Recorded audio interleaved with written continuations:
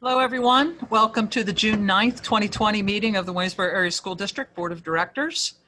We'll start today with the roll call. Mrs. Kuzer? Right, Mrs. Bakedel, Here. Mrs. Reeker, Here. Mr. Wengert, Here. Mrs. Strite, Here. Mrs. Zimmerman, Here. Mr. McDonald, Here. Dr. Royer, Here. Mrs. Sullivan, Here. and Mrs. Harold. Here. Okay. First item today is going to be the election of our board treasurer. So we will open up nominations for whoever would like to nominate to be the board treasurer. Do I have a nomination?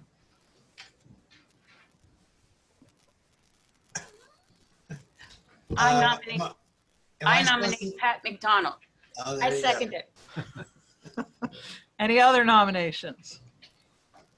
If not, we'll just do a voice vote on the election of our board treasurer. All those in favor of electing Mr. McDonald to board treasurer, please say aye. Aye. Any opposed? Congratulations, Mr. McDonald. Okay. Now, Are we voting on our board docs, Aaron? No. No, Okay. not this one. I didn't see that. She said, no, we're not. Okay. Okay. So we're ready. Any other issues, anybody? If not, we'll move on to the approval of the agenda. Dr. Klein is informing me he doesn't see any changes on there. So with that being said, do we have a motion to approve the agenda? Move to approve. Second. Okay. All those in favor, please say aye. Aye. Any opposed? Okay. On then to the minutes. Did anybody find any issues with the minutes from our last meeting? Okay, if not, then can we have a motion to approve them? Move to approve. I'll second. All those in favor, please say aye. Aye. Any opposed? Okay, on to the superintendent report. Okay, and there's been a lot going on at this time, but I'll give you a little bit of a rundown. The Department of Ed, Pennsylvania Department of Ed released its preliminary set of guidelines for reopening school, but alluded to the fact that there will be further recommendations. I was in on a Zoom meeting with the Secretary of Ed, and that was one thing we did hear, that they will be refining some of these guidelines as we go. Right now, they're probably from a, 50,000 foot view, but there are some guidelines. PSBA, PASA, and I believe PASBO, the 3P groups, are releasing another set of guidelines a little closer to the ground with recommendations and, some practical suggestions for opening school. And then the IU, our Intermediate Unit 12, made up of superintendents in the task force. However, there are subcommittees, and we have a number of our folks, even at this table, in this room, 3 of them, and a number of our district experts in areas are parts of these subcommittees that are also looking at making recommendations for reopening schools. So we are in the process of moving that direction, and we hope to have a little better idea here in the next month or next few weeks. And also during that time, we have to have a safety or like a health plan and safety plan to open up, which we'll have to submit to the Department of Ed here in a few weeks. So that's the update as far as reopening school. In addition, Waynesboro, the district is working with several experts in the field of cyber and online learning to build our own Waynesboro worldwide type of cyber school option that can compete with all others. And we have started to work on this plan and are working towards that to make sure we have something in place by the fall.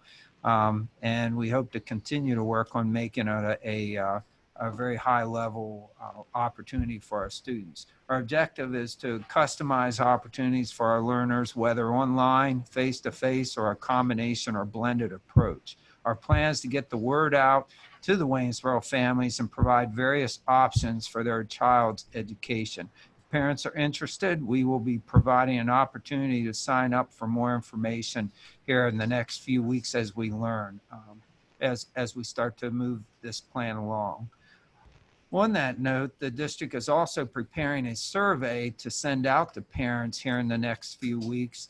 The purpose of the survey is to learn whether parents want to send their child back to the school in the fall, keep them at home for an online option, or some kind of combination or blended approach. Again, our objective is to customize learning for our students so families and learners do find our district as their first choice. I have a question. Sure.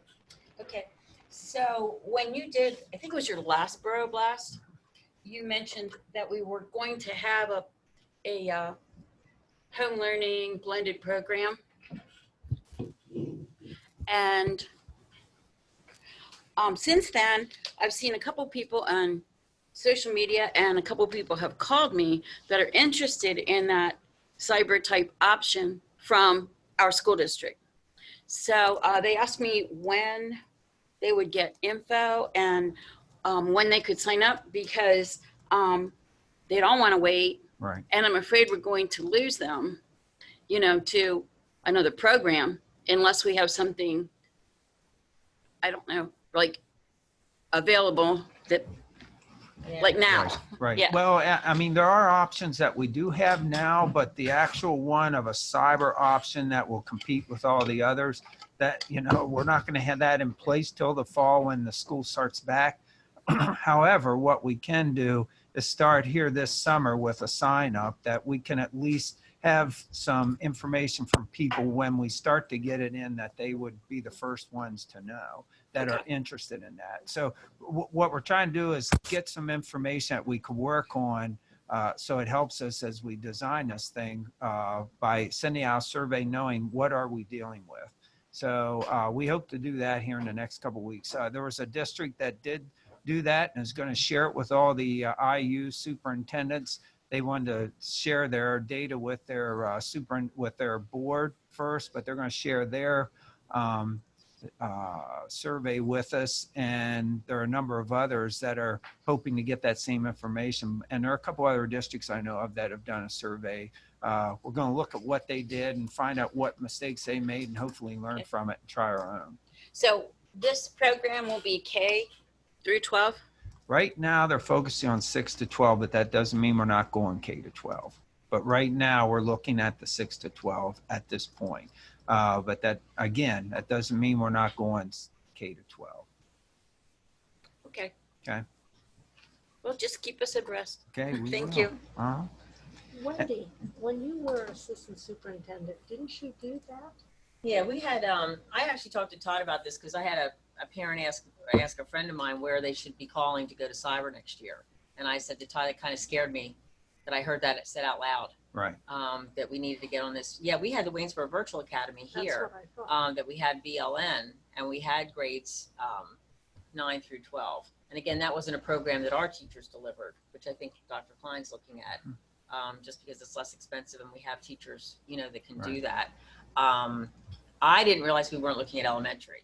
So Well, I don't know where, I guess yeah, somewhere along the line I I- missed that. I thought we were looking at No. elementary. I didn't know that either. But It- that concerns me. Yeah, I'm not saying we're not going that direction. I think right now the initiative is looking at 6 to 12 because that's where most of our options, that's where most of our students that have left the district are.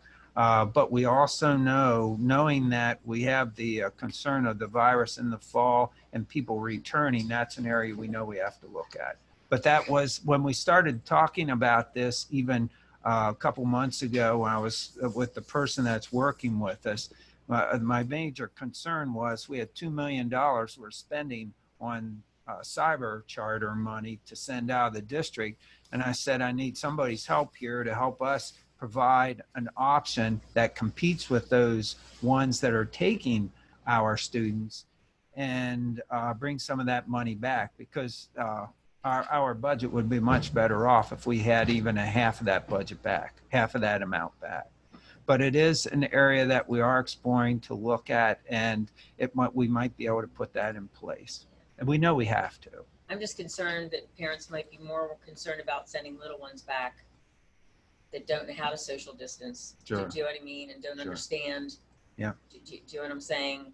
It's a very complicated venture, the way what we're trying to do. Again, what we're not trying to do is put our typical school online. Right. What we're Right. trying to do is create a cyber school, like the cyber charters. Like a whole platform. Yes. So with that in mind, it has to be built a different way. But those cyber charters are doing K to 12, and that's actually some of them, I think, pre-K to 12. So that's an area we know we have to move towards. But when we looked at the numbers to start this, and actually I've had this conversation with the person that's working with us months ago, and it was we were looking at 6 to 12 initially, only because that's where the most of our students have left us. So we know we have to relook at this and rethink it to try to pull in the elementary. Can we, again, Todd, I'm not sure where, I mean, you weren't aware either it was 6 to 12? No, I did not know that. Okay, I mean, We're working that way. okay, well, you I know. guess That I was guess my not the thinking is, original can we plan. include elementary in the survey just to see what Oh, elementary parents are thinking? Yeah, we're doing all Because- kids. No, the survey is K to 12. Okay, That was actually, the survey was actually prior to knowing some of the, knowing that we were going to definitely move on getting a cyber option. Prior to that was also knowing, what are we looking at, as far as numbers of kids wanting to come back or parents wanting to send their kids back. And we have K to 12 here. So we have to know that information. because I think that, I mean, I realize this is incredible pressure and it's a lot to think, but I think if we get information, I'm just picking a number here, that 50 elementary kids aren't coming back, Mhm. we got to do something. Yes. And Do you I know what agree We with can't that. wait. That's can't why lose 50 kids. it's in the conversation now. All right. Now, my suggestion would be if we have people that do want to contact someone to at least put their name in to get information or whatever, I would suggest they contact Diane Eberhard at this time. Okay. Okay. So Well, they, Uh, And how would, Principal of and Hooverville. how would they contact Mrs. They Eberhard? could email her through the district website. They could call Hooverville, Okay. to let her know. But she's So the they can principal call of Hooverville. Hooverville or they can email her through the website. Yes. Okay, thank you. I'll feel comfortable if you're just asking the question to elementary parents as well. Yes. Oh, yeah. That was definite. And the surveys that we're getting from other districts we're trying to look at did the same thing. So Dr. Klein, I just want to clarify, currently we do have the Franklin Virtual Academy. It is offered K to 6, or K to 8. Dr. McCallum is on the So we Zoom do meeting. have a program. Yeah, we have currently do options. have We a just program. aren't Dr. building Klein it. is We looking weren't at directly refining building and it right developing away. a new program. So I'd forgotten that we do have an elementary. option. It has been up and running, but we have created a new a group of individuals who are looking to refine and create a better program.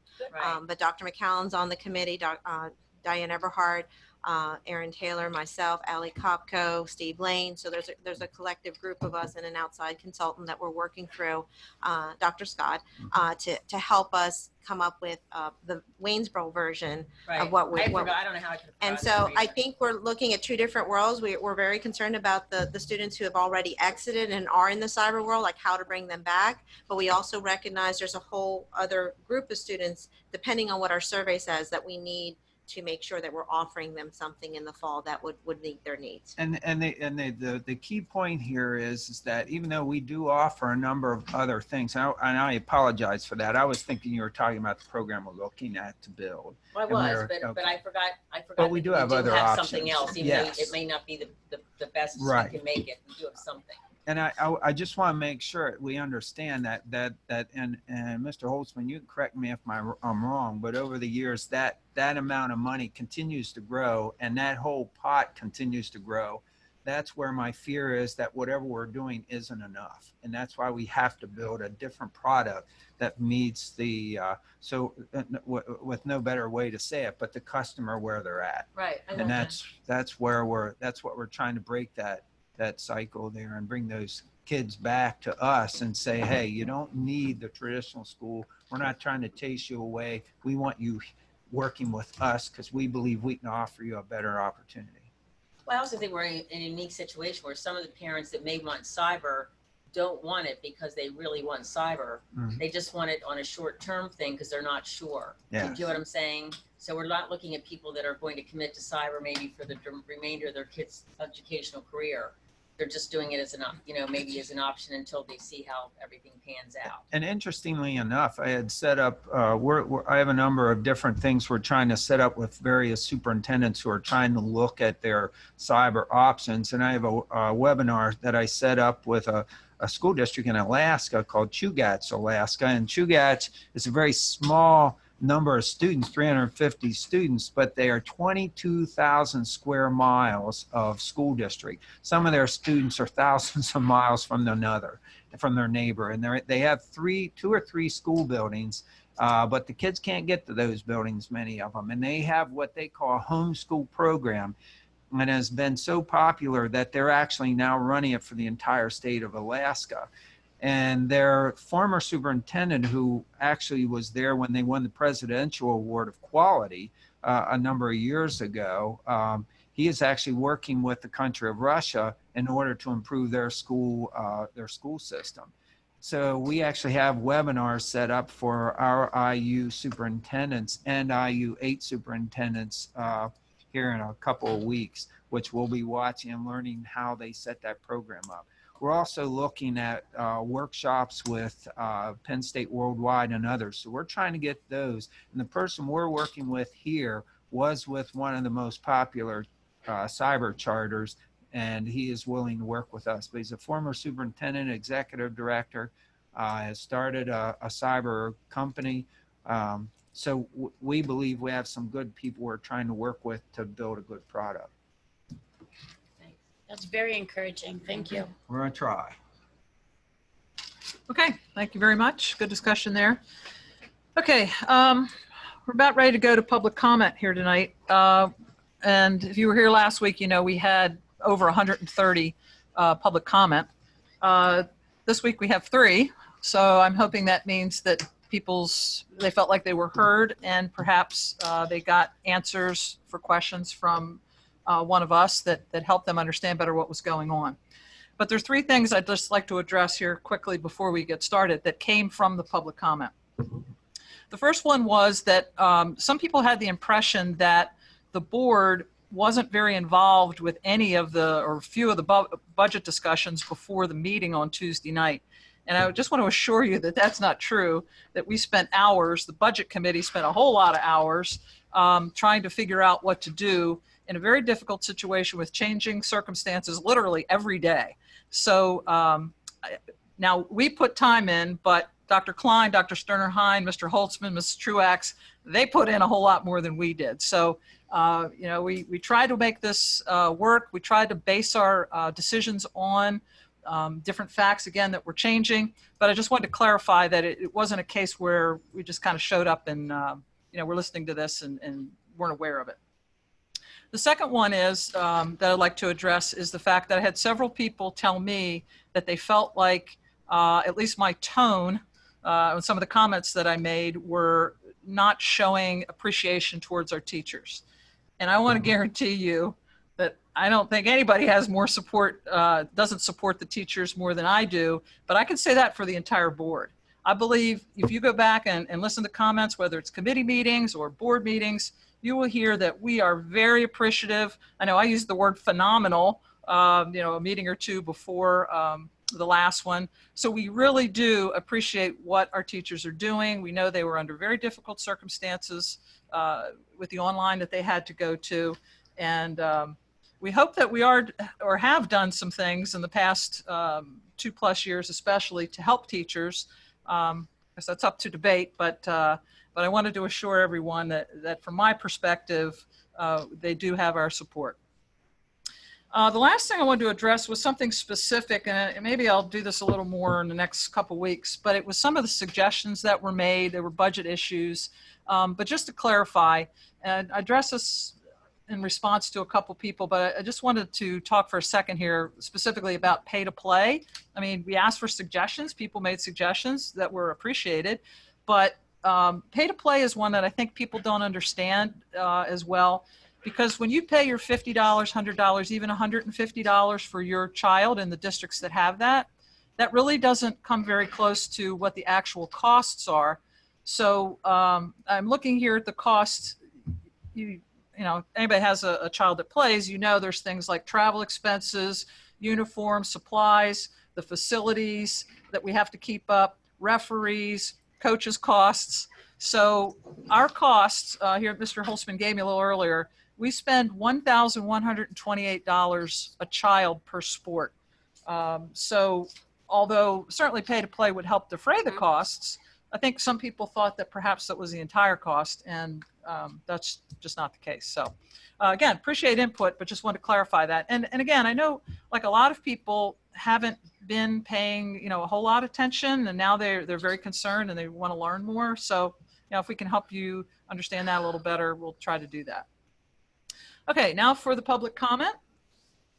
The first one is from Cynthia Gettins, 609 Spring Hill Drive, Waynesboro, PA.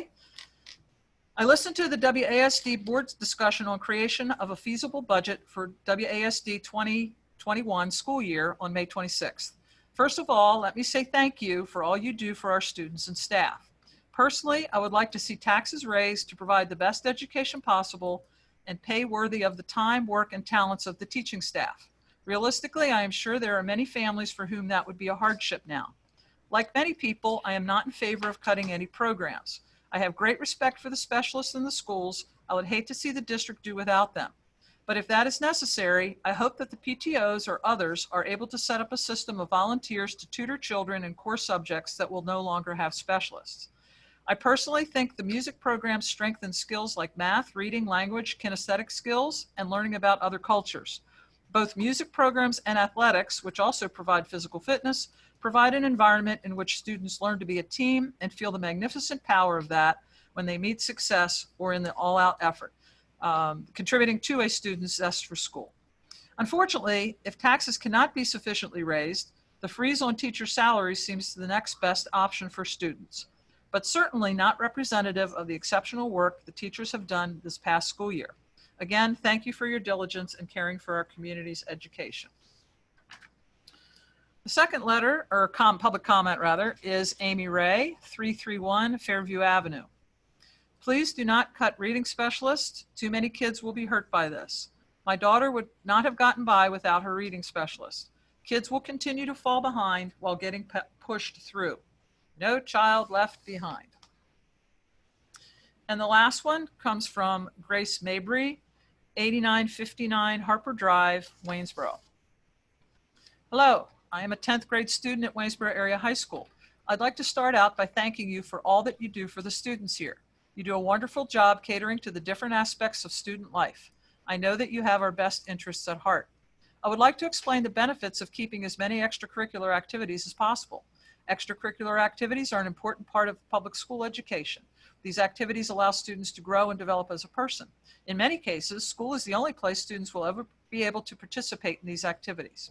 School sports, bands, choirs, programs, and clubs are also important on college applications.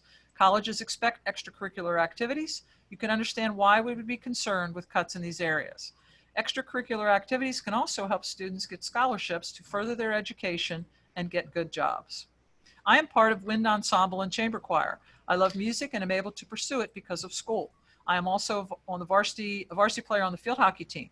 I tried track and field as well. I'm part of Spanish club and just got accepted to NHS this year. I look forward to being an official member next year. In addition to this, I am 6th in my class. I believe that these activities improve my academic scores and grades. I know that I work harder in school the day before a field hockey game or a choir concert. I want to get my homework and studying done before these events and not procrastinate. In addition to this, sports have standards for grades that need to be met in order to play. This aspect pushes student athletes to do better academically. I know this for a fact. I implore you to do all that is possible to keep our extracurriculars. These activities help students in so many ways. It helps students get scholarships, get accepted into college. This helps in their lives. It makes students well-rounded and improves time management skills. Extracurricular activities push all students to do better academically. Most importantly, though, extracurriculars are fun. School is stressful and hard. These activities help us relax and have fun. We are still children. While we need to look forward to the future, we need to develop ourselves too. I know that you are doing the best for our school and community. I know you have our best interests at heart and mind. I trust that you will do what's best. I ask you to do everything possible to keep extracurricular activities such as sports, music, clubs, and programs. They mean a lot to all students. These activities mean a lot to me. Thank you for your time and help. So thank you for those three. We will be having public comment again at the end of tonight's meeting. If you would like to send something in, please do. Okay, moving on to the next part of our agenda, which is board reports. Does anybody have a report on any past meetings the past 2 weeks? Did you want to make a comment? We had a budget meeting, but it was pretty much live, so Okay, so anybody who, we're gonna discuss it here later. okay. Any other committees meet? Academic will meet next Wednesday, the 17th at 4 o'clock. A little bit different time, 4 o'clock next Wednesday for academic. Anything else coming up? No? All right, on to business issues. First one is our balanced budget presentation. Is that Mr. Holtzman or That Dr. would be Klein's going me. to do that one? Yeah. Okay, I do this first part. okay. And as you can see, we call it a balanced budget. This is what we're proposing as our budget. This is just an overview of it, and then Mr. Holtzman will take it from there as far as the other parts of this. So, Mr. Erickson, go ahead. I apologize. If you look at that, and my eyes are getting older, so it's getting harder to see the various things, but this has not changed. Our phase one is, it has a total of $1.6 million in reductions to our deficit of $3 million. And if you can see, nothing's really changed there. It's the same thing. We had a number of resignations, and those resignations are not being filled. And if you look at it, we have 11 teachers, 11 professionals that are not refilling those positions at this time. So, and they were either positions that people retired or resigned. We had 7 support staff retirements, and again, if we need to fill them, they're filled internally. And again, in both of those areas, we could still have some retirements or resignations before the beginning of the school year. And finally, at the bottom, again, we're taking a medical insurance funding holiday. That means we're not going to pay 1/12 of our medical insurance payments this year, which would save us about $445,000. Again, we have to be concerned we don't do it too much, but we're okay to do that this year at this point. The next part, phase 2. We have another reduction of $320,000, which brings us to that we're down to our of 1.9, and that would include a salary freeze for employees, and that includes basically our principals and supervisors, support staff, and central office. So that was a savings of $220,000. And finally, the capital reserve for buildings, buildings and ground spending, we have cut about $100,000 out of that. Many of those are needed projects, but again, it will help us save towards balancing this budget. And if you look at phase 3, some final reductions. Building budget additional reductions, which added another $100,000. Some furniture, things that we're trying to do to make it more user-friendly to students. We also are abolishing, we are altering our reading program, which means there'll be 8 reading specialist positions that are going to be abolished. And with that, I need to make sure I'm clear that there will be 8 teacher furloughs. Again, there'll be 8 teacher furloughs. That will be a reduction of $339,000. And I want to make sure I'm clear on this, that we are altering that program because we do not have the money. We are not able to create other positions that of benefit that those 8 positions or people could fill. I think you meant to say 439. I'm sorry, Yeah. 439,000. I apologize. And then finally, the CARES money, we weren't sure if we would get that and if it would come in or if it would be supplanted within the state's budget, but actually we understand that it is coming in, so we are counting that in our budget. So with that, we are able to eliminate a lot of those other concerns that we had looked at earlier in this whole process. So that had brought in $600,000 to us. So again, that right there is over $3 million in reductions or additional revenues that we can balance the budget. And if you look, the next slide talks about additional money we received from the federal and state governments, and it is a COVID-19 emergency funds. It's to be used for safety and security reasons, for technology and health reasons. And it has very limited use of how, has very strict parameters, but we plan to use that money. And a part of that money, we also plan to put and invest in our cyber option that we are working on. Because, you know, when you put in a program like that, a quality, and if we're looking at a worldwide or a world-class type of program, it does cost money to invest in that. And I think in that point, it could save us money in the long run, bringing some of our kids back. We think that's what we're planning to try to do. So we will save a little, we will take a little bit of that money for that option. It also could help us with online education here in the fall if it is needed, and throughout the year and other years that maybe we find that we have this type of school closure again. So it is an investment in the future. Okay. And if you look at the next slide, it's a curtailment or actually an alteration of the reading program with the reading specialists. We basically are redefining our reading program and instructional practices. We use a more classroom inclusive approach. Students would be serviced in a classroom and not with a pull-out approach. Reading specialist expertise will be used in the classroom with flex grouping options. And again, it's an alteration of the program. However, if we would have had the funds, we could have repurposed those positions or those folks for something else possibly. And other considerations, fund balance, but it's very limited. It's very concerning if we use too much of that. Earned income tax concerns, real estate collection rate concerns, no Fed money in 2021, 22. We're concerned about that. Potential challenges with state and local revenues in the future. Discount period extension is an issue that could be a cash flow issue for us next year.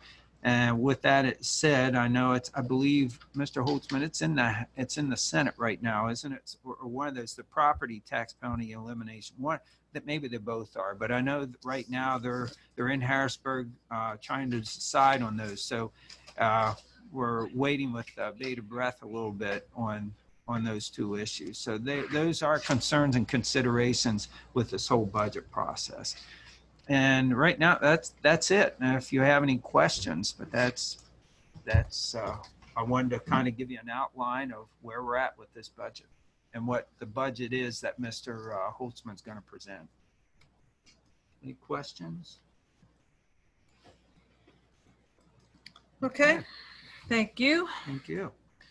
At this point, then, we'll go to the next item, which is discussion and acting on a tax adoption. And Mr. Holtzman, is that you? Who's that? I see the Yes, attachment you put here. Yeah, okay, go ahead. sure. If I can, I'll just go ahead and explain what you're seeing in front of you here. This is a listing of the taxes for the Waynesboro Area School District. What you're seeing here is the same tax structure and the same tax rates as we have in place today. So there is no tax increase for 2021 listed there. The 97.518 mils represents the current tax rate as well. The occupation tax says 15%, but that's just the way it's always been referenced and structured. That's really that tax from $15 to $135. So again, no changes to that. The other items there, again, are all the normal taxes that we've had in place: earned income tax, realty. We have the delinquent charges, discount, and local services tax. And just to reiterate what Dr. Klein had said, our plan would be to go ahead and send tax bills out and have them due in the normal periods: July and August for the 2% discount, the next 2 months at face, and the last 2 months at the 10% penalty. However, we're going to have to make that decision as late as we can because, again, as Dr. Klein mentioned, we're still waiting to see whether or not the House and Senate will pass legislation that will change the dates.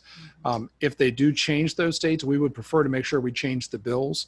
Otherwise, we might have to send the bills out and then possibly a week later, those dates are all changed. And we can't send out a second set of bills. We would just have to notify individuals. If you know, that kind of happened a little bit here with the county about 2 or 3 months ago, and that did cause some confusion and some concern. Yeah. And again, if we're not allowed to charge a delinquent, there's a delinquent fee, obviously, if you pay after the face is due. That's about another $70,000 to $80,000 of revenue that we would not have. Okay, thank you. And again, I want to make sure it's clear. The recommendation there, we have administration recommends the approval of the taxes as presented. We are recommending that because the budget committee did recommend no tax increase. So we're bringing that forward. Okay, so before we have discussion on this, would anybody like to make a motion? Yes, I'd like to make a motion to accept the tax schedule as presented for the 2021 school year budget with real estate mills at 97.518, which is a 0 mill increase as recommendation of the budget committee, and all other rates will remain as listed as well. A second. Okay, discussion. I would like to, tonight I would like to suggest that we as school board members could think of just our children and how we could make education just a little better for them. I was on the school board in 2008 and 2009 when the economy fell. I feel at the time we gutted the education in our district. We lost at least 20 teachers, science, consumer science, which was home ec and child development, shop, history, science, English teachers, and more. This board continued to spend on things, not on education. And at that time, there was never any new taxes. We just kept what we had. When Dr. Klein and Dr. Sterner-Hines took over, we became a first choice school. We added all-day kindergarten, pre-kindergarten, consumer science. We did this with grants and a lot of hard work. And adding a little tax every year. Now again, I feel we are gutting the education of this district. Chambersburg and Greencastle are raising taxes for their kids. We seem to only think of the taxpayer. I know this is a rough year, but we have to think of our children. For 35 years as a teacher, I can count on one hand how many times I heard people say, we need to raise taxes. That was never in anyone's realm of education in this area. This past month, I have heard from many, many parents, grandparents, who feel we need to raise taxes so our children can have the same opportunities as our neighbors do. So tonight, I'm asking for a 1 mil increase. We're still going to lose 15 teacher positions because 1 mil is not going to bring back all the things that we're cutting. But it would help a little bit. Our fund balance is at 4%. The state is saying it should be at 8%. If we have any special needs, I don't know where the money's going to come from. And that's why I'm asking that we just do 1% for our students. Thank you. Thank you, Ms. Spechtel. Others, comments? Actually, I'd like to make a comment. I agree with Mrs. Bechtel. And we've just viewed the proposal for how we're going to make up the $3 million deficit for next year. What I'm really worried about is the following year. The following year when we do not get our federal money. And right now, as Mrs. Bechtel said, our fund balance is at 4%. State recommends 8%. Just something that, and I'll be very, very brief. So this came, in one of my many emails that I get as a school board member, and it came from Education Week. And this was save, save, save. The districts that fared the worst during the last recession, which is the 2008 that Mrs. Bechtel referred to, were districts that had little money in their reserves to fall back on when state legislatures unexpectedly began slashing away at K-12 spending. So this person, who is Rob Miller, the superintendent of Bixby Schools outside Tulsa, Oklahoma, said his district decided to save much of the federal bailout money under AARA in the last recession instead of spending it. That money came in handy when the federal bailout money ran out and the recession dragged on for another several years. And he goes on to say that neighboring school districts did not fare as well, but their quality of education remained relatively secure during this time. So I think the 1% is very workable. For this year, I think it's affordable for almost everybody. And the reason I am supporting it is because I am worried about next year. Just to clarify, I think you mean 1 mil. You 1 mean mil. 1 What did I mil. say? No, 1%, 1 mil. Okay, a No, 1 no, mil no, increase. No, Okay. it's one Okay. mil, which I think the average taxpayer or homeowner would pay approximately couple dollars, correct? Yes, ma'am. It would be approximately $20. Yeah. So we're not talking about very much money. We're not going to the 3+ mills that we could actually be going to. I just think that this would be a wise move to make with all the uncertainties we have facing us. I would like to continue with a good education for our local children. Other comments?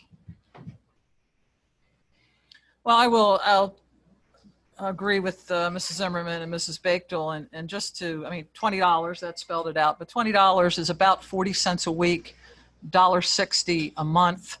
And we know people that are hurting badly. We have family members that are hurting, from this. But I do think, I agree that, our mandate, our requirement in this job is to look out for what we think is the best for the kids, certainly keeping taxpayers in mind. I know that there was some concern. Again, this budget information changes every day.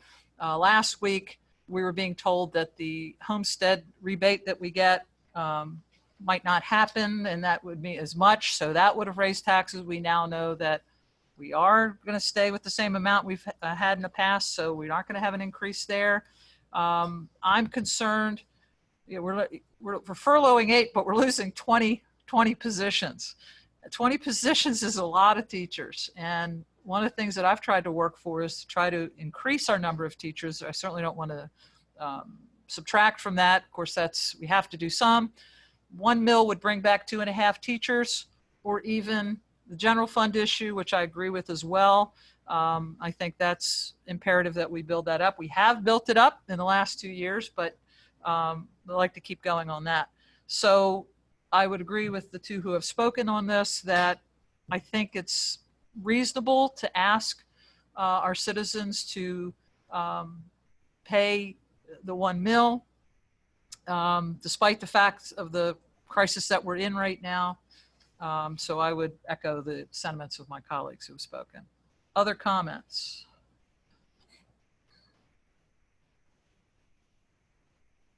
Okay, no one else? Okay, that being said, then we'll go ahead and take the vote. We've had the motion and the second. The motion is to keep with the proposed budget, which has a 0 increase for taxes in there. And we will take a roll call for this. Mrs. Kuzer. Mrs. Bechtel, No. Mrs. Reeker, You're muted, Mrs. Reeker. sorry, I am sorry. I vote yes. Mr. Wenger, I'm voting yes. Mrs. Strite, Yes. Mrs. Zimmerman, No. Mr. McDonald,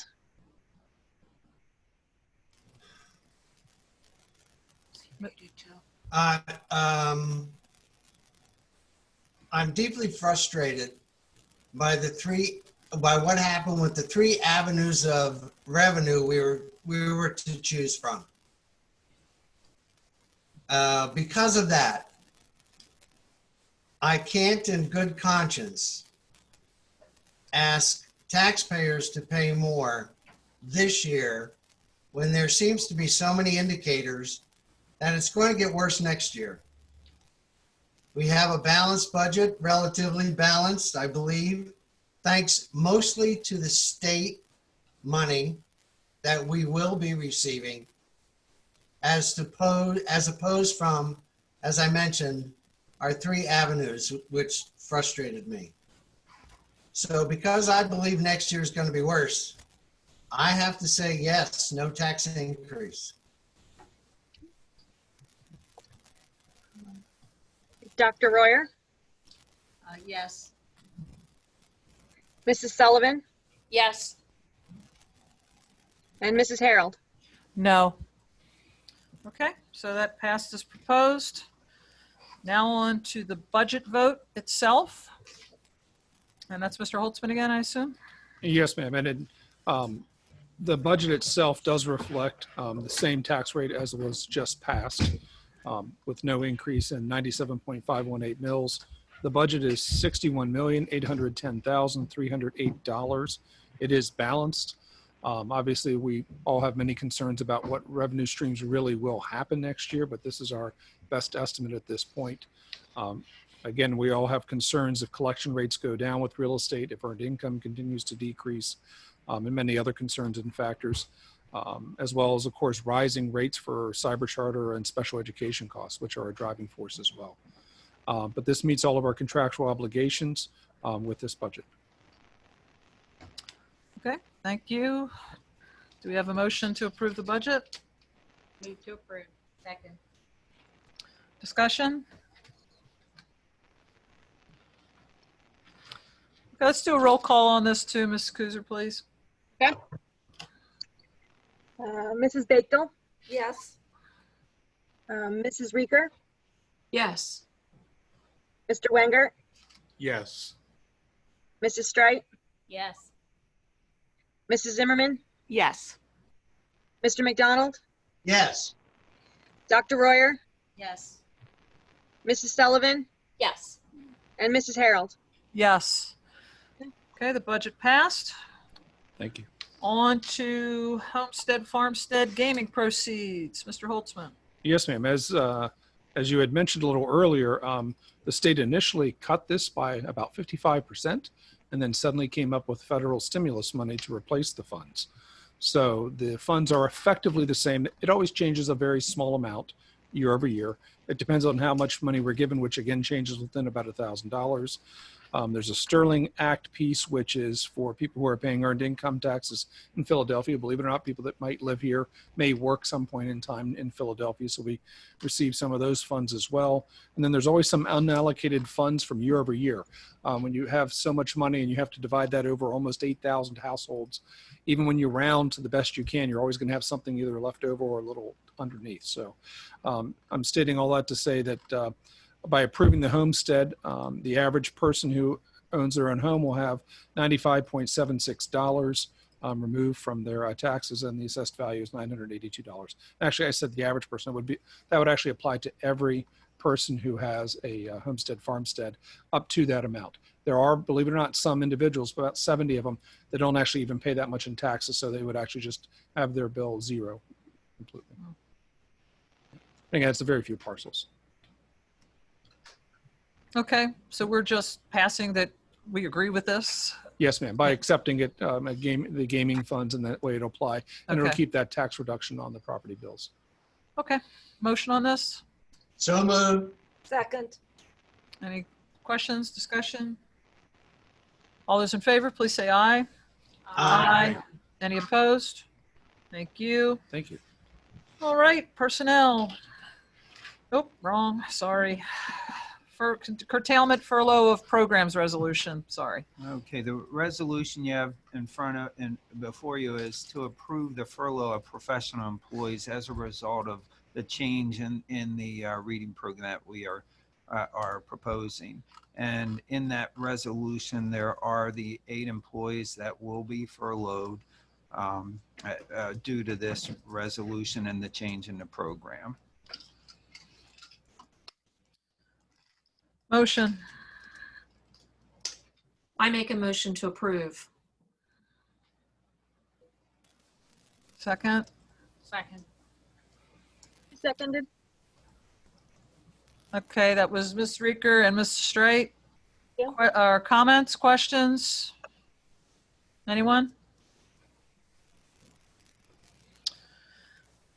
All right, let's have just a voice vote on this. All those in favor, please say aye.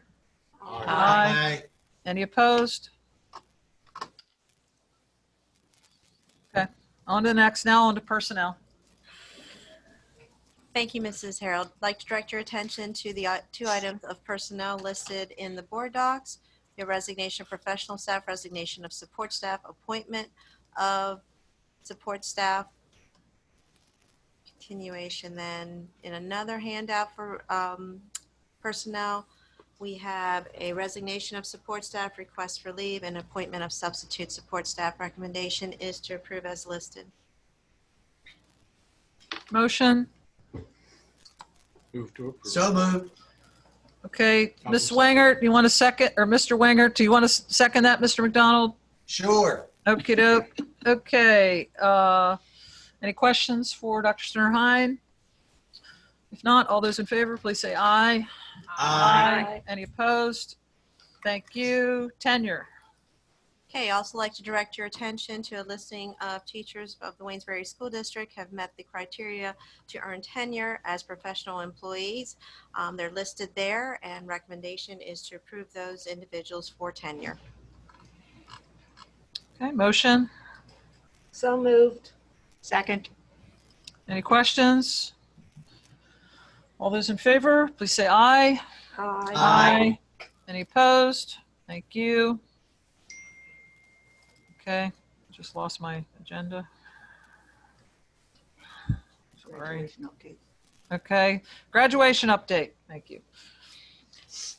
Okay, so I believe this is mine, Dr. Klein, or, but obviously you can chime in. Yeah. We had decided that we were going to set a June 23rd and 24th as a rain date graduation for the class of 2020.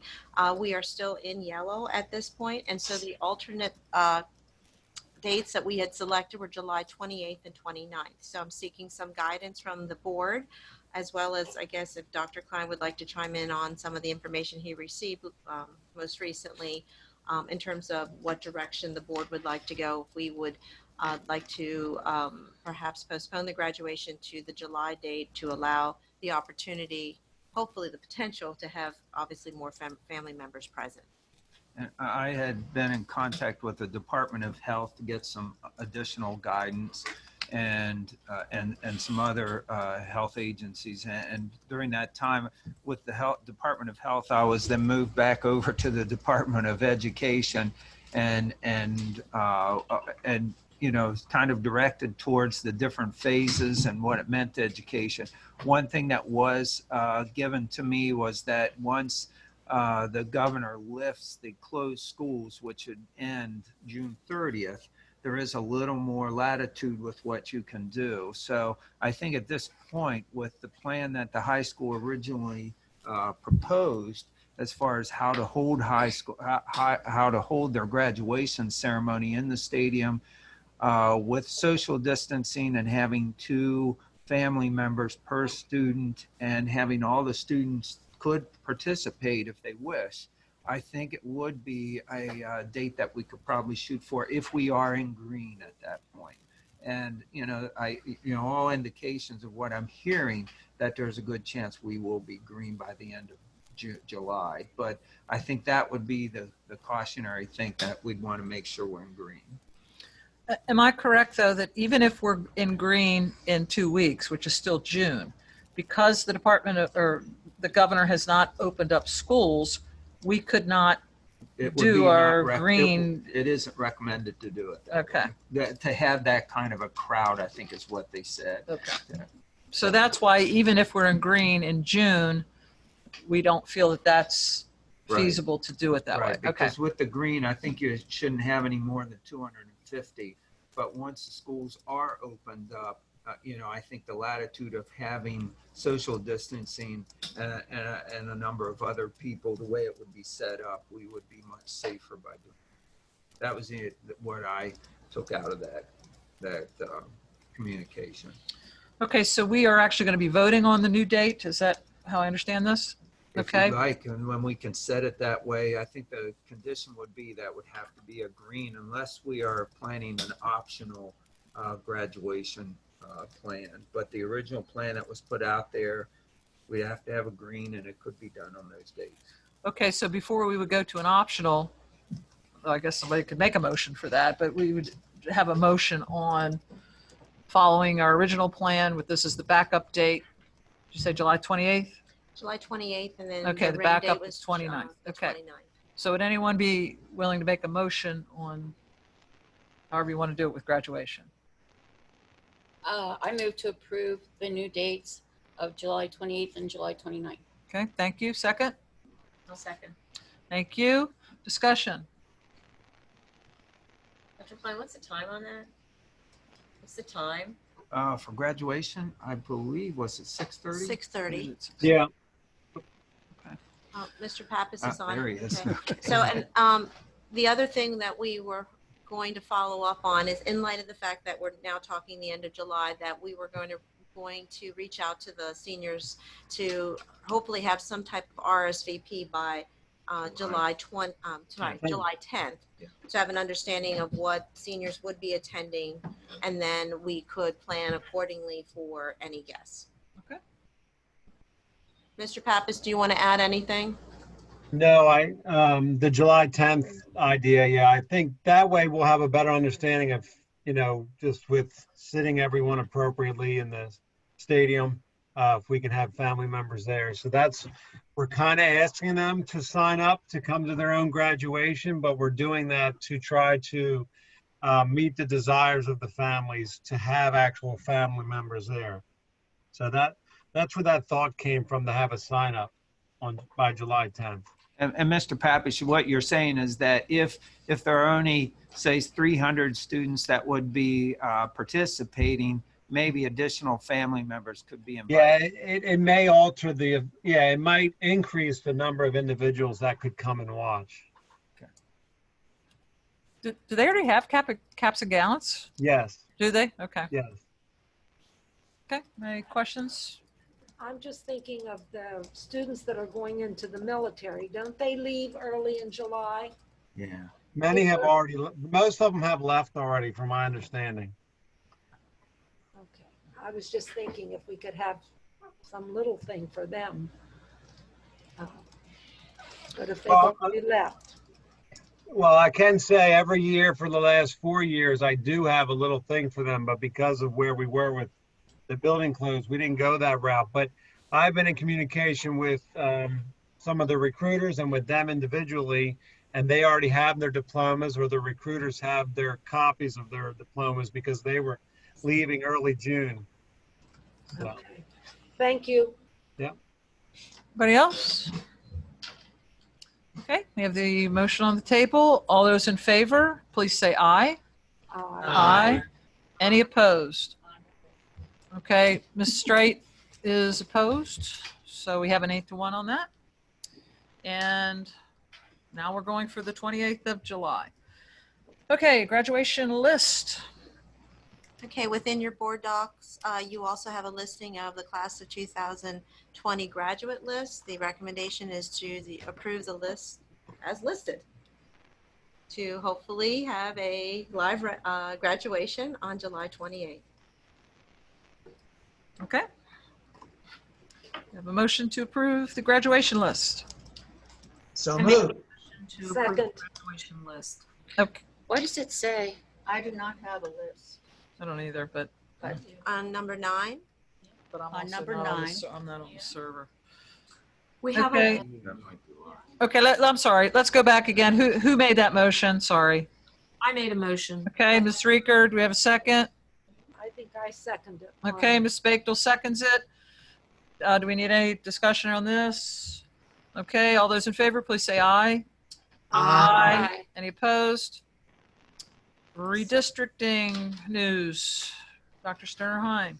Okay, just want to bring the board up to date on the redistricting of the elementary schools. Earlier this year, we had offered the opportunity for open enrollment at Fairview and Maury Elementary if there was room, if we were able to honor those open enrollment requests. And at this point, based on the enrollment numbers, it appears as if we will be able to honor the open enrollment requests submitted. I believe they were asked to be submitted by March 20th. And building principals as well as building secretaries will be communicating with the families, indicating that their open enrollment request has been honored at both Maury and Fairview. In addition, as a review of the information, it appears as if we are able to honor open enrollment at Summit View Elementary, but only in 4th grade based on the enrollment. So what I am presenting to the board is the possibility of offering open enrollment for Summit View Elementary for 4th grade. We're requesting that families would communicate in writing via email or a letter to Dr. McCallum by next Monday, which I believe is June 15th. So I, in light of the fact that we voted on the redistricting, I believe it requires a board motion in order to make a change or an adjustment to the open enrollment. Just like all the other open enrollments, this one will also be honored for just 1 year, and the families would be required to provide the transportation. And if anybody listening recalls, originally what we said was because Mallory and Fairview, by our best estimates, looked like the only 2 schools that were going to have room, they were the ones that were open. But since the numbers have come in or whatever, we now have this other option for Summit View, which was part of the original plan to open it up if we had room. Okay, do we have a motion to approve this? Move to approve. Second. Okay, thank you. I'd like to ask for clarification. So even though we did not have open enrollment for Summit View prior to this, my understanding is some letters were written requesting that their children go to Summit View. However, if parents did that, then they will have to resubmit the request, correct? So those past requests. That is correct, Mrs. Okay. Zimmerman. So if Dr. McCallum, I will follow up with her. She has a borough blast scheduled to go out and to remind, and it would actually only go to 3rd grade parents, but we will Correct. definitely follow up with those other parents as well, that they had submitted letters asking for open enrollment. When we looked at the enrollment across the board, we can only really honor that in 4th grade at this point. Thank you. Anybody else? Okay, if not, all those in favor, please say aye. Aye. Any opposed? Okay, thank you. Okay, on to textbook adoption. Okay, so in the board docs, there are 2 texts for adoption. They have essentially been on review. However, the review option is relatively limited at this point. So if there's anyone in the audience who would like to secure a copy or review it, they've been here, but it's been difficult to share. So, but definitely would reach out to anyone who would like to review the text. But the recommendation is to approve the AP Geography as well as the Honor Civics novel at this point. Mrs. Harold, I have a question. Yes, go ahead, So Dr. Roy. have we, when you say they've technically been on review, have we had a vote before to put them on the 2-week review? That's what I was going to ask too. No, actually, we haven't. When I'm thinking about it, Dr. Royer, I think we I know we voted for something. it was so long ago. I think we had discussed it at academic committee. Okay. And Mrs. Kuzner and I were going back and forth, like, how we're trying to figure out what the public review looks like. They've been down here in the boardroom probably since January. Well, there's But probably a link online if somebody really wanted to look at it. sure, we'll work through that. I was going to say, we probably want to have an electronic version available because I think according to some of the health and safety, the sharing of materials shouldn't be done. I just Sure. have a thought. Yeah. Then these two are not in the curriculum budget that we're voting on later in the POs? They are both in. Okay.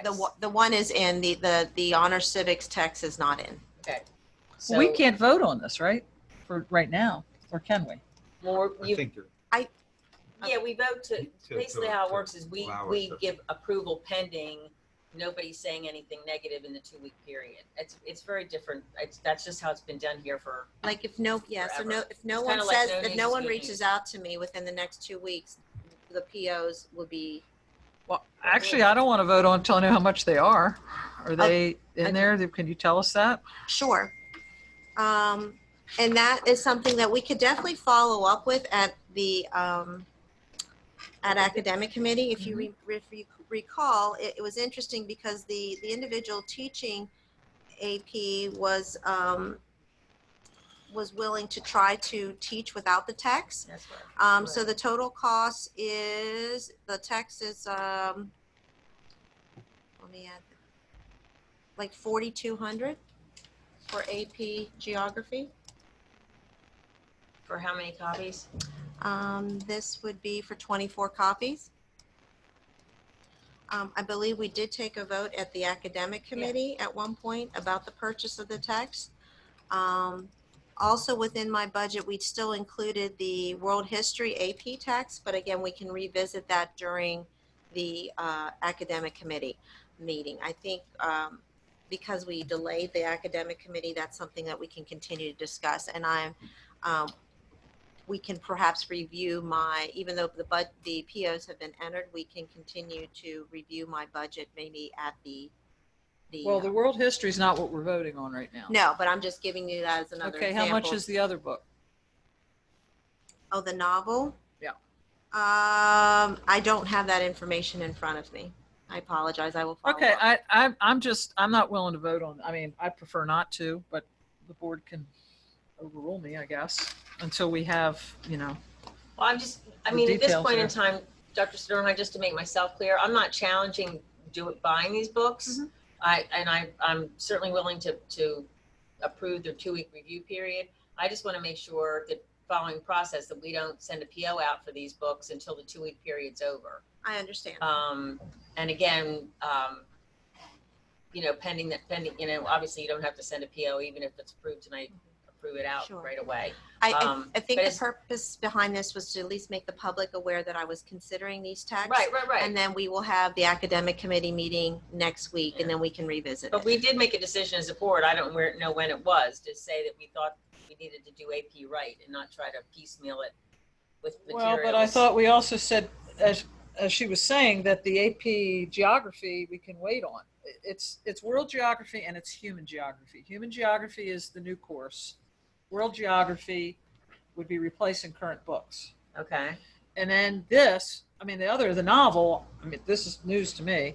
But if I don't mind voting to do the 2-week period, but I thought we always did that and then we took a final vote to adopt them.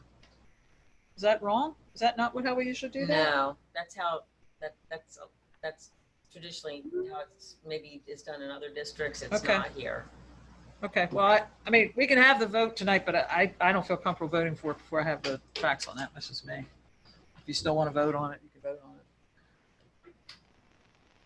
it. So, Well, I guess if not to slow up the process, because I know that's important in getting these POs in, I guess you could alter that and say because you need to get the 2 weeks rolling for the public. right, I mean, we could vote to do the 2-week approval process so Dr. Sterner-Hein can move on. But then we could also say that we are not giving I don't know how to call it. It's like an implicit approval here. Do you know what I mean? That we want to come back to vote before purchase. If that well then, makes sense. but can't we just say these are recommended books and not vote? I mean, not make a vote to purchase or to approve even? I mean, I think the purpose for these being on display is so that the public can make a comment if they have concerns about those texts. Right. So then you would vote for them actually at the next meeting. Okay, But in the that's, past, we haven't done that. Oh, okay. In the Okay. past, it's been a strange process. Oh, okay. That's why I was kind of Yeah, keeping quiet because and I it mean, sounded like it was. It is a strange process in that you're kind of, by putting them, what happens in the past, not to use the historically word, Historically, but historically, what happened is that these were brought to the board would say, yes, go on the 2-week review. Mhm. And at the end of 2 weeks, if nothing came back negative, then the assistant superintendent, including from the board, okay? right, because then- I then the remember a board superintendent went ahead and member ordered them. objecting to a history book, as I recall. Right. Back, But I'm not going to say that I don't think that probably it might not be a bad idea to have a vote to put on review and then a vote to approve. I like that. Can we do that? How does everybody feel about that? Can we have a motion to do that then, to review mean, it? I don't think that is really in the long run is going to make a difference for Dr. Sterner-Hein because I don't think that they traditionally bring us books too. The books are very well vetted by our teachers and by Dr. Sterner-Hein. So I think it's on a rare occasion that there's a problem with something that you bring to us. I mean, sure, I and, don't- and under normal circumstances, at least in my past, Mhm. this is usually happening in April as well. So it's a little Yeah, I later. get it. And I was getting a little concerned about the timing of it. So we can continue the conversation at academic committee. So the administration is asking permission to put the textbooks on display for a 2-week review period as opposed to permission to purchase. Okay, do we have a motion for that? Move to approve. Thank you. Second? Second. Thank you. All those in favor, please. Who was the Oh, second? I sorry. apologize. Ms. Strike. Straight? Mrs. Straight? I'm sorry, does anybody else want to ask any questions before we actually vote? Okay, all those in favor, please say aye. Aye. Any opposed? Thank you. Okay. Next, and to the financials. Mr. Holtzman. Yes, ma'am. The first item is a discussion and action of bills for payment and purchase orders, and these are specifically for the 1920 school year. I do want to call your attention. There's one item in the purchase orders that we're actually going to push over into 2021, and that's because we can possibly use grant money, and it's covering Clorox wipes. So it's about $6,000, so it's pretty significant. So again, we think we can use some of the state grant money to do that. When So is that? it is on. It's $5,955, and I have to find it again. Page.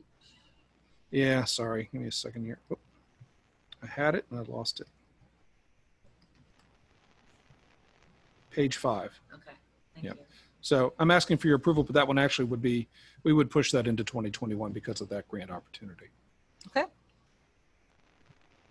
A lot of wipes. It is. Yeah. Our game plan in the, yeah, and again, it doesn't replace, of course, it's a great question. It doesn't replace our custodians cleaning. What it does is it gives us the opportunity to give those containers to the teachers. And a lot of the teachers in between classes will have a minute. They'll wipe down the pencil sharpener, Right, the right, door right. handles and things of that nature, or any specific concerns that they might have. Because obviously, you know, while we have some great custodial staff, they just can't be everywhere in between every class. Right. But I'm glad you asked the question, so thank you. Anything else? Okay, do we have a motion on the bills for payment? So moved. I second. Anything else? Okay, all those in favor, please say aye. Aye. Aye. Any opposed? Okay. Okay, so we have purchase orders listed separately from, Mrs. Harrell, could you tell Mrs. Kuzer I voted to hit the wrong button? uh, Still open. You can change it, Dr. Royer. Yeah? No, you want me to change it for you? What would you like That to would be be? great. I vote approval, please. Thank you. Okay, so that was just bills for payment. Now to purchase orders. Sure. Yes, ma'am. And that number one was purchase orders, but just for 1920, except with the exception that I made with Okay. the clerks. What we're asking then under 2021 are all the purchase orders that get us started for the school year. So traditionally, we bring these to you, and the reason why we do this now is we wait obviously until the budget's been approved. These are within the budget, and these allow us to go ahead and start doing the ordering. Now, of course, obviously we're all concerned about this coming year, but these are the typical supplies that we would order. It's everything from cleaning supplies. There are books in there, paper, art bids. The IU bids are in here as well, and all of the building bids are in there as well. So, and if you remember in the past, we used to give you books that were probably about 2, 3, 4 inches thick. So we do appreciate your willingness to have these electronically. I know it's a lot of information. I apologize, but it certainly is much easier to put this together electronically, I can tell you. I just appreciate I don't have to sign them. Okay, so I'm looking at the athletics bid list Sure. on there, and there's not very many items on there. Sure. It's like a handful. Sure. And most of those are actually all for the athletic trainer.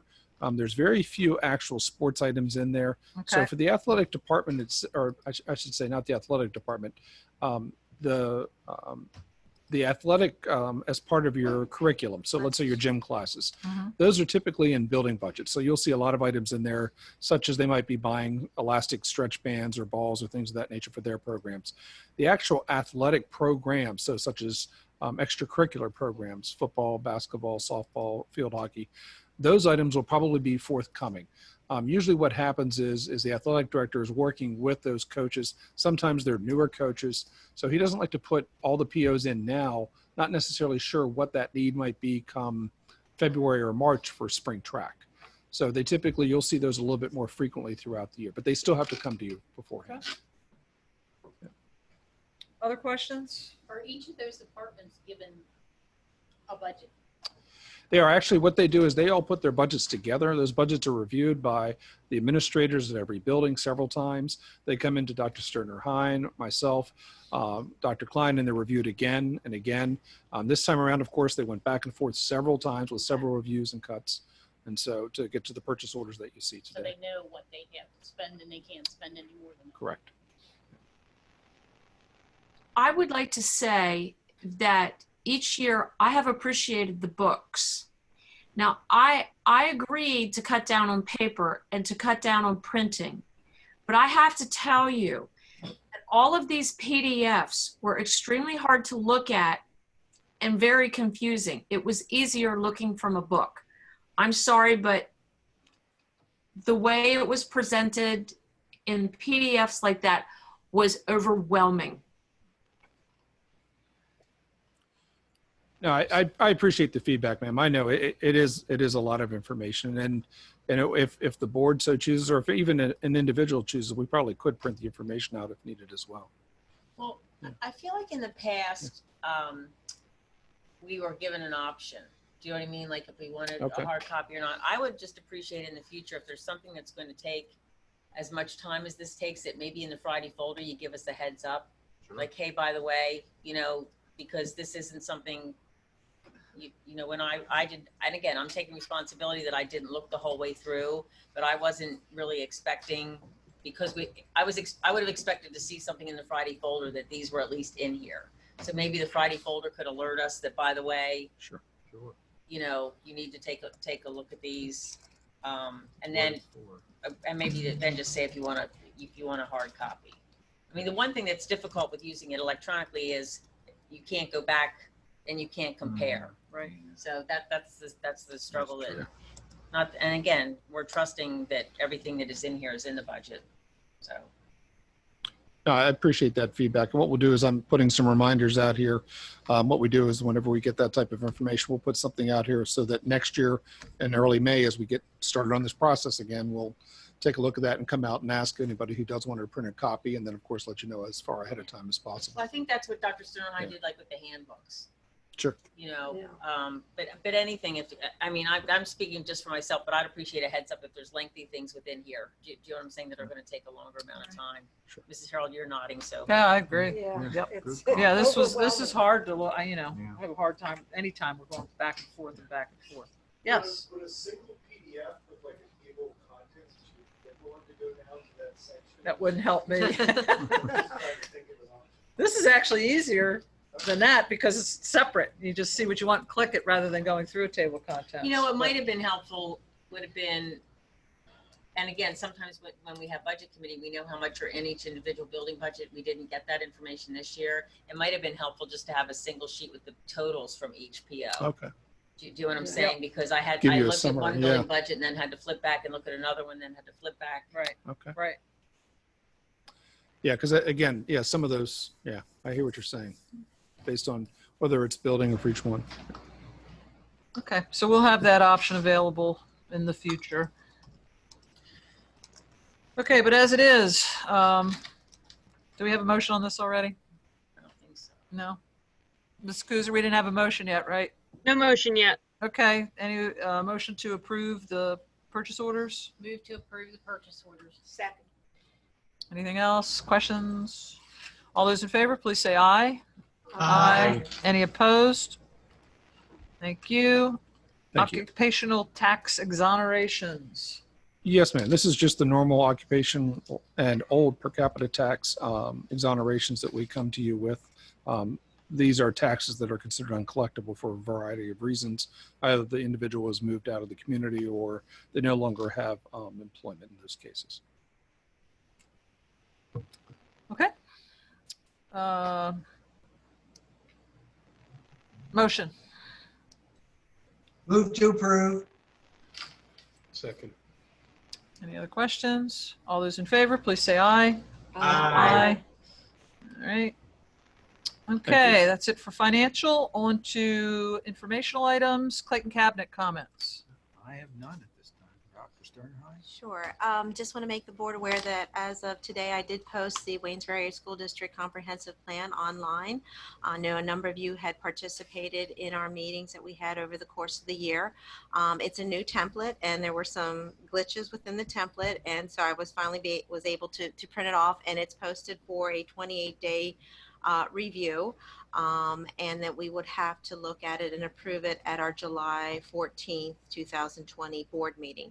I did ask PDE for an extension in light of the fact that I wanted to make sure that I had the most complete document that did not have like some of the priority statements are not aligned, but PDE at this point they weren't able to fix it, so I just ran it and it's posted. So there, if anyone has any questions or comments, I will include it in the Friday folder. I also can provide hard copies. Also, we have completed the TSI plan for Summit View Elementary for our L students, and the ATSI plan for special education student at WASH's. Both of those will also be posted for review. Those items do not have to have board approval. They're just for review. And then I will need to have Dr. Klein as well as Mrs. Harold sign off. And those are plans that we were designated to be on as a result of the Future Ready Index, and we had to basically highlight areas that we would be working on in order to improve the achievement and growth for our L students, as well as our special education students at the senior high school. Okay. Anything else? No other things for Clayton? Okay, board member comments. Mrs. Sullivan. Yeah, I want to say that I want to speak for the budget committee in that coming into this with Mr. Holtzman and everybody else that was working on the budget, coming in at almost a $3 million deficit was very, very difficult. And I want to say that you guys worked really hard.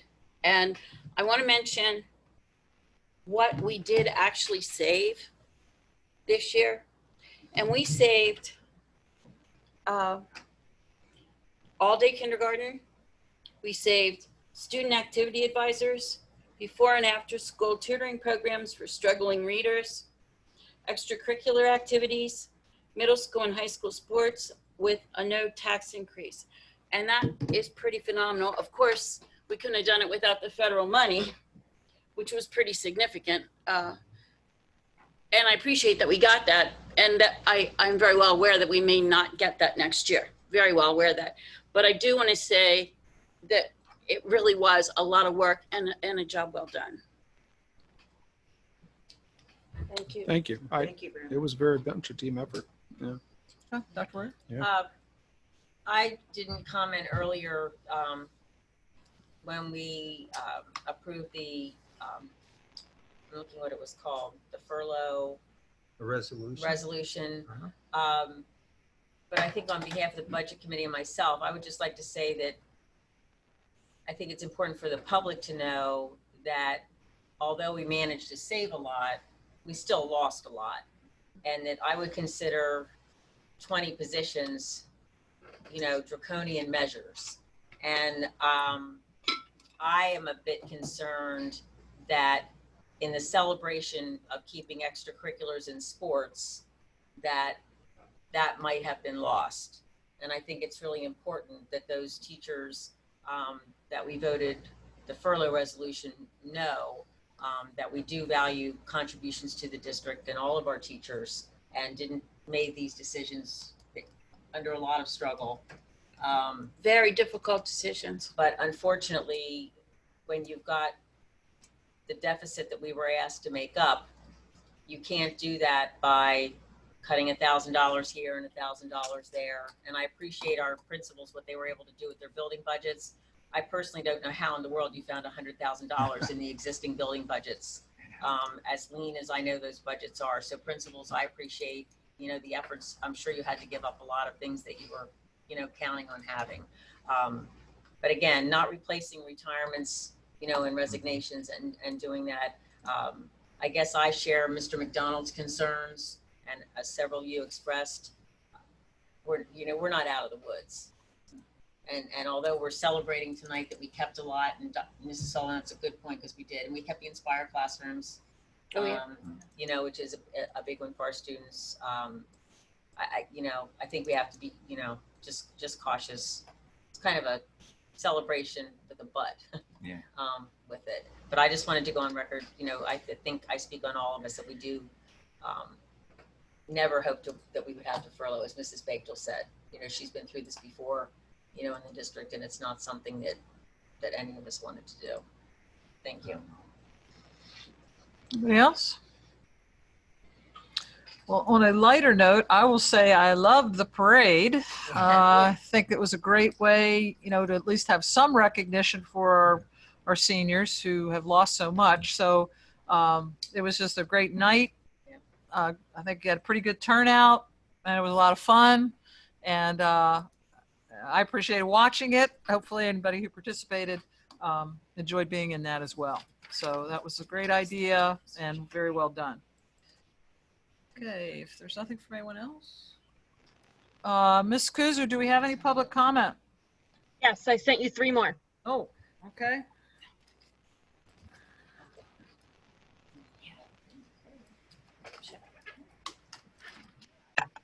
Okay, I have one more thing. Okay, while I'm looking, go ahead. Okay, so I have been contacted by a couple of teachers who they asked me what they could do to give back their raise because they had voted against, they had voted for discussing the freeze. And I honestly have no idea if that's even a possibility. And I also heard from a spring coach who was paid, because all our people have been paid in full, correct? Yes, the whole way through this. And the coach felt like they hadn't even done any coaching, but they were paid in full for the coaching season. And I absolutely have no idea. Is there a way to give money back or donate it that I can tell these people? Yeah, and again, just my perspective on this, and I'm certainly there's many other perspectives in the district, and there's needs across the district. But we've had success with donations to the food service accounts for people who have delinquent accounts. Obviously, our students who are free and reduced are not charged, or sometimes they're not free and reduced for part of the year, and then that qualification comes later on in the year. But we've had individuals who have been very gracious in donating to those funds to pay down that debt. And that would be a need, I can tell you, from the district. But again, I'm sure that there are other needs across the district as well. But I would think of someone, I know in the past we've had coaches give their money back. We have at least one coach that doesn't take their pay on a regular basis. So I guess someone could donate money back and just say where they want to designate it, right? Yes, ma'am. Just like as a taxpayer, if I wanted to donate money and give it to a Certainly. library or. And we would honor that as, as long as financially we're permitted to do that, certainly. But And if the taxpayers who wanted to see a 3.4 mil tax increase wanted to go ahead and pay that tax increase to you, is that a possibility? we always accept donations, yes, ma'am. We would certainly Okay. accept any donation. So But they again, could right, they donate could. to you. So can they call you or call Mrs. Trax or? Sure, how would you yeah, do if they that? wanted to call Ms. Truax, that'd be fine, and we can go ahead and make that arrangement. And again, obviously, we would honor whatever they so desire in terms of that donation. It could be applied to food service, it could be applied to the general fund, it could even be applied to athletics or booster programs if they so desired. Okay. Yeah. Thank you. You're welcome, thank you. That's a great, thank you for mentioning that. I have to tell you, we did this during, I think, the budget committee meeting not too long ago. And by the end of the budget committee call, because it was being live streamed, we had donations coming in already to help our food service fund. So, Even a volunteer to work on the trail. Yeah. Behind the high Great. school. Yeah. Awesome. yeah, it was very generous of people's Great. time and help on those issues, Very certainly. good. Thank you. Well, we need all the help we can get. We do. Okay, so we have three more public comment that I will read. The first one is from Laura Biesecker, 12376 Knollwood Circle, Waynesboro. There has been a renewed activism among the Waynesboro Area School District community interested in becoming a more informed and participatory membership in the needs and provisions of schooling in our local area. Regrettably, the interest may be too little too late to affect any significant change in the past direction of funding for our schools. However, I think it has become clear to teachers, administrators, students, parents, and many community members that indifference and complacency hinders the entire process of effective management. There have been many new voices expressed in the past 4 to 5 weeks. I appreciate the openness of some school board members to hearing those voices. We will continue to look for opportunities to work together and increase our efforts at community outreach and participation. Every week in this small town, there are multiple examples of just how effectively we could work together as a community to provide betterment for all by acting together. I'm confident that we can all find the same success by working together for the betterment of our schools. I am deeply saddened by the potential loss of jobs in the district this coming year, as well as the potential damage that will be done to students, teachers, and extended families alike with the possible assignments of special ed teachers and gifted teachers. Since the budget does not have to be finalized until June 30, I would ask for us to try to come together one more time for this upcoming fiscal year and try to protect those jobs and those positions. I think the senior ride this weekend shows just how much the community loves our students. And I think it also shows how much the teachers and administrators love the students. I'm so hopeful that something can be worked out, though I realize hoping will not be enough. Okay. Lost it.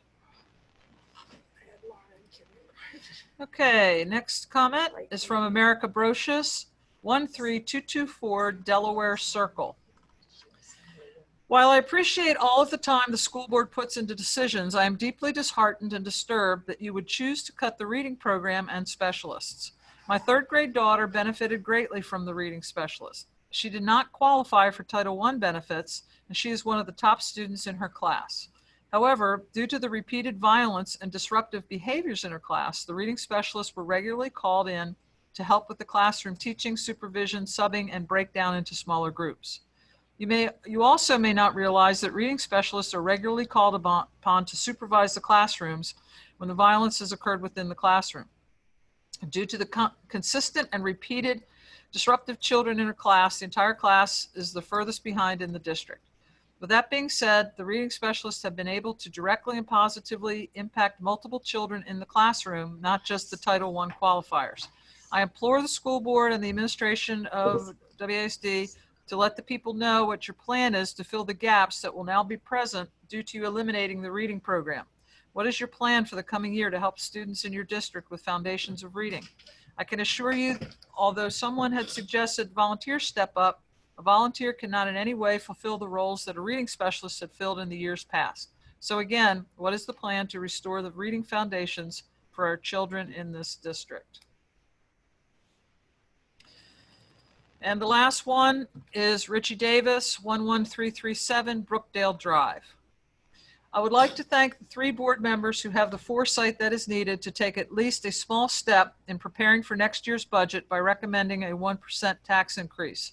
I know usually a raise in mills above the maximum limit has to be taken to referendum, but is it possible to take the 1% proposed by the 3 board members to a referendum? I believe the community is behind our kids' programs and have the foresight that this would be a small step in preparing for next year. Thank you. And I don't know the answer to that, but I will find out and respond. Sure, I can Okay, answer Mr. that. I mean, Holtzman will answer just the very referendum broadly, I issue. can answer that. Is that would be a process we would have to take back probably in December and early January. The board would have to approve that to go out to a resolution, or I'm sorry, to a voter referendum for the community, and then it would Okay. be on the ballot, of course, Okay, during right, the primary election. Which would have happened last week. right. Yeah. The So Okay. referendum is only if you're going beyond the millage. Yes. It wouldn't be Correct. For 1%. right, Right, correct. not for a 1 mil. It would be Right. anything over the Act 1 index. And there's very limited exceptions anymore to that. Voter referendum is one of those exceptions to the Act 1 index. But Mhm. again, that's something you'd have to truly go back in maybe January timeframe and have done to put on the ballot. So to clarify, we approve or not the recommended, the Act 1 index in January or whenever it is. Yes, ma'am. Yeah, it all And- depends. It changes a little bit every year depending on the required date, but January is usually the Okay, timeframe. and so far, we've never disputed that to go to a higher level, but other districts do. So, that's possible, but that's the way to go about it, to get it on, would be next winter, Right. so. I think historically what we have found in Pennsylvania of those that have gone to referendum, less than 5%, if I recall correctly, have passed. But that doesn't mean you can't do it. But I think it's Correct. just what we have noticed that it's been less than 5%. Yeah, and off the top of it, and again, the question is certainly legitimate, and it's correct that is a process that a district can choose to do. The voter referendums I'm aware of have typically been associated with building projects. Yeah. And again, as Dr. Klein said, very few of those have ever even been approved. So again, it's not unheard of, but it certainly is a very So you can difficult try to situation. persuade board members to simply not accept the max so that we would do that. And then you wouldn't have to go any Right. further than that if you got the school board to agree to going beyond the recommendation. Yeah. Right. Okay. Okay. Okay, thank you. And I believe that's it for tonight. We're not going to executive session. We had an executive session. For personnel. And we also had an executive session a week ago, Dr. Klein, Yes, for which personnel. was also for personnel, back on last Tuesday, the second, what day was that? Second, Second, third, Third Wednesday. the second, yeah. It was Wednesday, I believe. Oh, it was Wednesday? Yeah. Oh, that's right, it was Wednesday. Okay, right, I correct. think it That was the third. voting Okay, Day on Tuesday, so we got it Wednesday. okay. Okay, so we're not coming back, correct? That's correct. And therefore I need a motion to adjourn. So moved. Want to second that, Mrs. Bechtel? Second, Mrs. Bechtel? yes, Okay, all those in favor, please say aye. Aye. Any opposed? Thank you very much. We'll be back in 2 weeks.